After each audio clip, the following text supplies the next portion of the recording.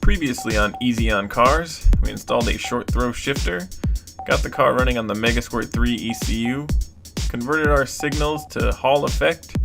We also verified our timing, which all of the above helped us get rid of our sync loss issue. And so for today's episode of Easy on Cars, we're going to upgrade our Hall sensors once again. We're going to take a closer look at our radiator.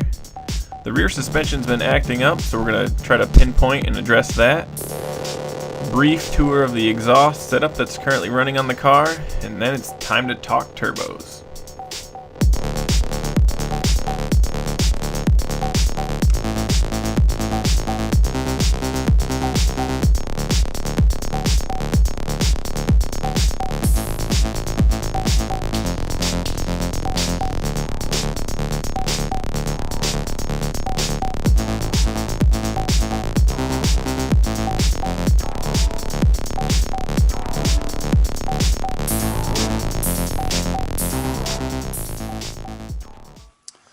So today I'm just going to talk about what it's going to take to turbocharge this H6. So I've been gathering parts for quite a while now, probably 6 months or so. And I'm going to go over with you what I've got sitting on the bench over here. So take a look. Here we have our Garrett T25 turbochargers. And these are from a 2G DSM, each of which came from a 1999 Mitsubishi Eclipse. And with the turbochargers, I have the manifolds that have the oxygen sensor in them. Right there is where it went. You can actually see this one has the oxygen sensor in it still. And so these had a space for the wastegate, and then for the exhaust gas. If I turn this one around, you can actually see there's the wastegate, there's the back of the turbine. And so these are going to be mounted in the front of the car, kind of where your fog lights would go in an Impreza, and several people have mounted them that way. And for me, that's going to be the easiest place to mock them up and see kind of how they fit. And the key with the EG33 is you can use the stock manifolds, which I have here. These manifolds just came off one of my engines. Not this engine. This engine is actually the one I drove to California that Matt Farah drove in the smoking tire review. It actually came off the engine that's in the car now, so they'll be mated back up with them. But first I'm going to have them sandblasted. Once they're sandblasted and all cleaned up, then what you do is you rotate them 180 degrees and switch sides. So you put the left one on the right one on the left, and they will bolt up. They match perfectly with the layout of the cylinders on the head. So that allows us to use these manifolds and not have to create our own, which is going to save us some time. I do actually have some of the parts required to make my own turbo manifolds, but that's maybe stage 2. Right now we're just going to get this thing turbocharged. So moving on from those bits, I have a new addition to my workbench here. These are intercoolers from a C5 Corvette turbo kit. That my friend is letting me check out and see if they will fit, and if they do, we will likely use these. You can see there's kind of a weird angle to the piping there, and that's because of the way they were mounted in the C5 Corvette. One of the forums actually saw a guy put fans on these intercoolers because the way they were mounted, at the angle they were mounted, wasn't allowing air to flow over them very well, and it just needed some supplemental airflow. So we're not going to have that problem on the Impreza here, but we're going to see now how they fit. So we're going to start disassembling the front end and mock up what it's going to look like when we have these intercoolers installed on the front of the Impreza over here. So let's get to it.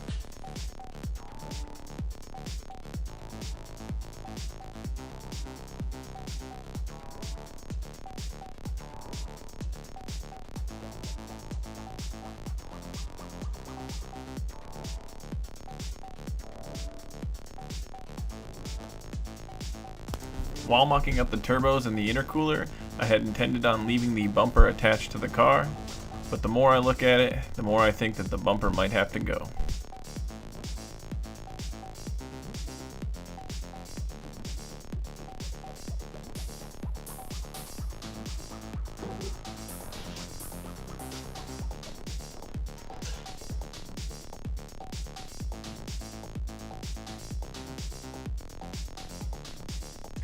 I can tell just by looking, I'm probably gonna have to hack out the back part of this right here, get rid of this whole ducting piece here, get rid of some of that right there, get rid of that ducting over there. I have a Dremel tool that shall help me do just that.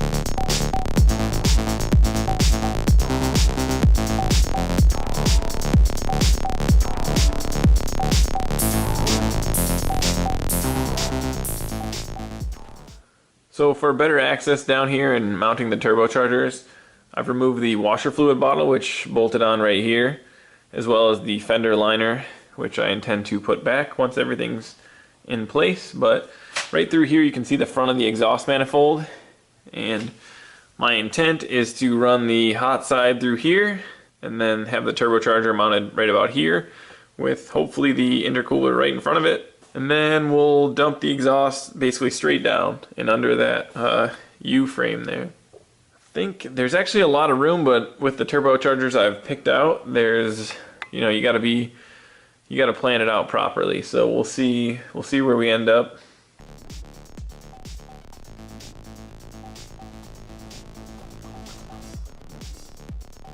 In the last video you saw me install the cam and crank sensor. Well, we had those plastic 3D printed sleeves that were holding the sensors in place. And those are still on the car. You can see that one right there, just underneath the red.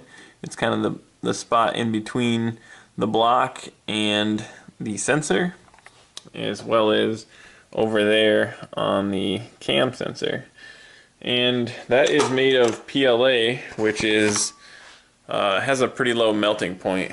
So we went ahead and we made some new ones out of aluminum, and we also threaded them the same, we tapped them to be threaded the same thread pitch as the actual sensor. So now I'm going to install these in place of the plastic, and then in the summertime I won't have to worry about them melting or getting hot and then the car not running because the hall sensor can't read the trigger. So I'm going to go ahead and install those on the car right quick.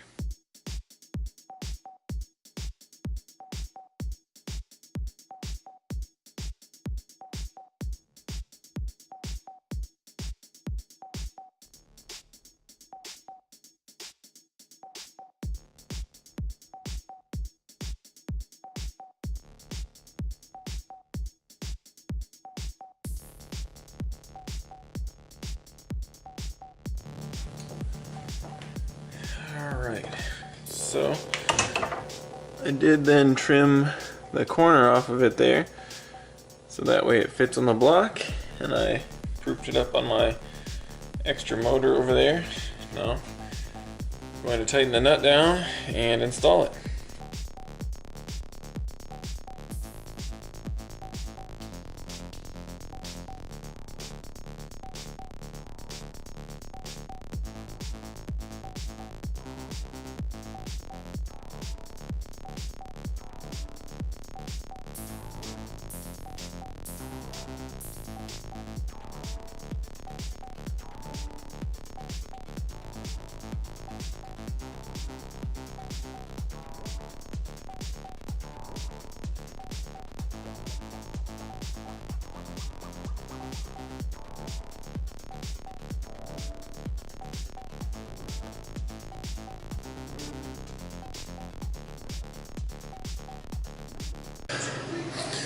So next, I've been having a little bit of an issue with the rear sway bar. I'm going to show you what's up with that right now.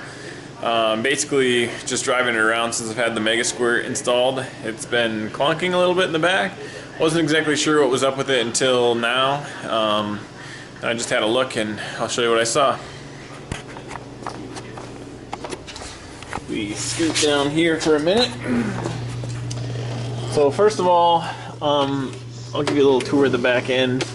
Nothing too exciting besides the lateral links I've all replaced. These are all brand new bolts. And this is the 4.44 rear diff out of the Forester XT, as well as the axles. That all just swaps right in, no problem. Same thing on that side, just brand new hardware.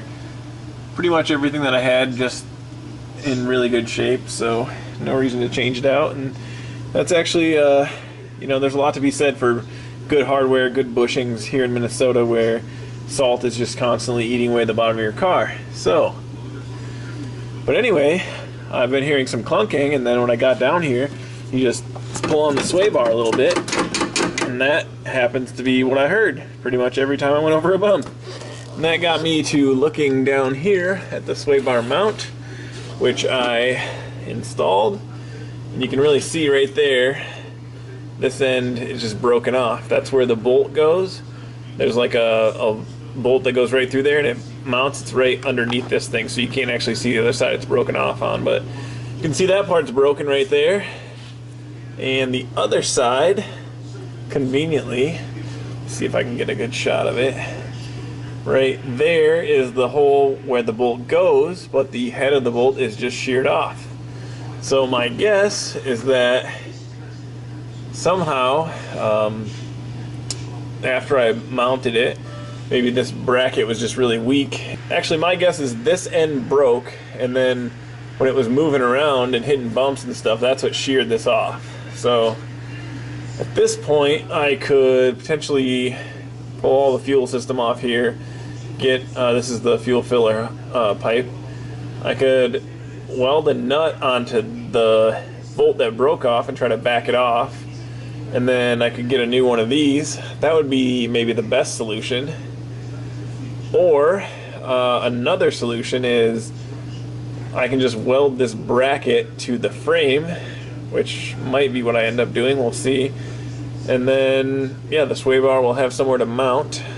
But either way, it's not really going to be driven around in this current state, because it's just, you know, you don't need a sway bar, but I just don't like the clunking this close to the fuel system. You never know, you could puncture this. It's not really worth just rolling around in this current state. So beyond that, yeah, this is the underside of the Impreza. So there's just the 2002 WRX exhaust, which has been mated up to our custom EG33 exhaust. So maybe I'll poke up there and show you guys what I'm talking about. I showed it off in a different video, but right here is where the magic happens. This is just a standard 2002 WRX catback, and then I have a high performance cat courtesy of my buddy Jordan, who also welded this flange here.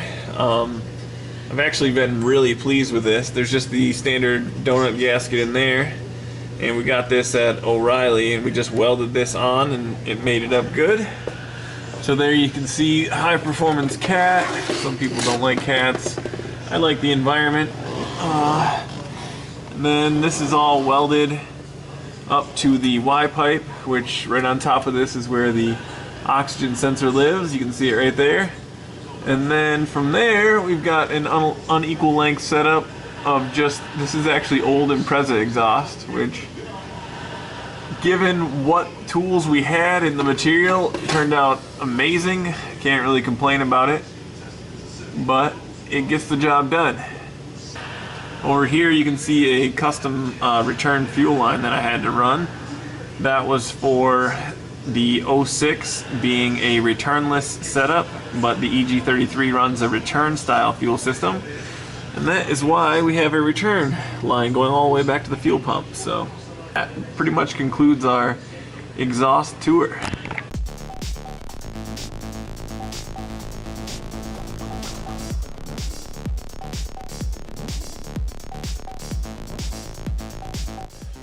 So I've been asked a few times how I did my radiator on my EG33 swap. So I'm just going to take a minute and kind of show you guys what I did. So here we go. This is the Griffin radiator, made famous by the one and only Taden. And it's actually been pointed out to me that recently all of his videos disappeared off YouTube, which is kind of sad because you know, he really inspired me a lot to do some of the things that I've been doing here. But anyway, he was one of the first people to suggest this radiator, I believe. And what I've done is taken it and I've used it in two different applications actually. The first car that I had this installed and I liked it a lot. I know I don't have the ideal setup for mounting the fans, but you can see where I have them mounted, poking through there. This one's actually just a zip tie holding the other side of the fan on. But my buddy Jordan and I installed basically the radiator where it's currently sitting, and I'll show you how we did that. So this is basically the front, I don't really know what you want to call it, the bottom of the front core support, I guess. And what we have done is we've drilled through the bottom of that just with a metal drill bit. And I had some really long bolts from, they're actually just laying around. I'm pretty sure they came off a Subaru at some point. And so what we have here is bolt and washer. And then here we have some radiator hose separating the metal from the aluminum here. And we do have a big washer on the bottom between the like rubber hose and radiator. And on top we've got another piece of rubber hose, and that sits between the aluminum and the bolt. And so then we have a big bolt on top.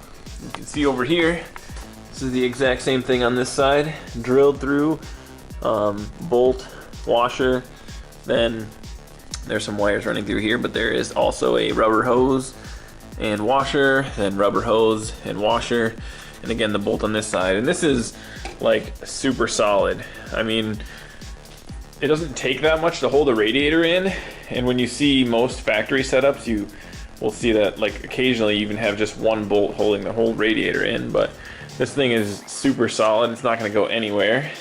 The one thing with this radiator and how close I have it, a lot of people put it out in front of the cross member here. Mine is directly underneath, a little bit set forward, but mostly directly underneath. You can see how close my fans are. Like it's pretty nuts what the clearance is like, which does not allow for much room.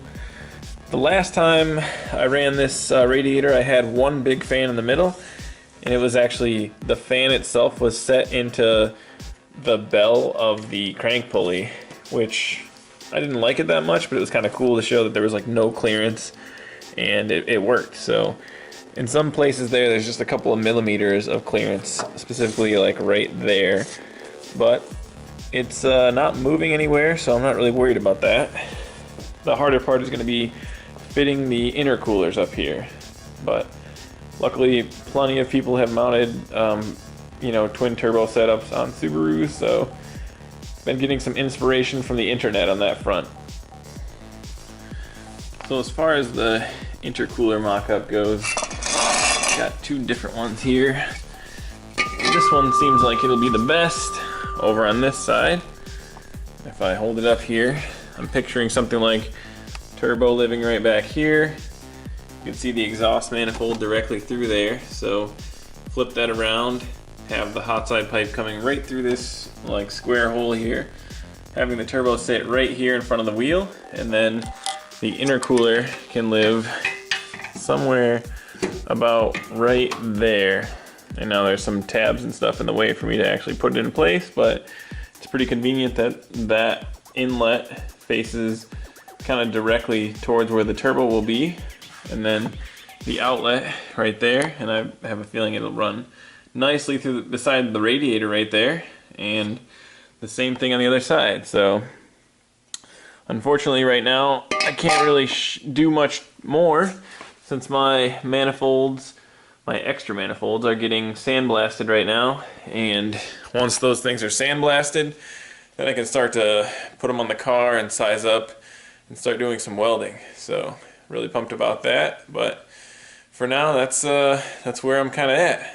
Thanks for watching. Take it easy. Easy on cars.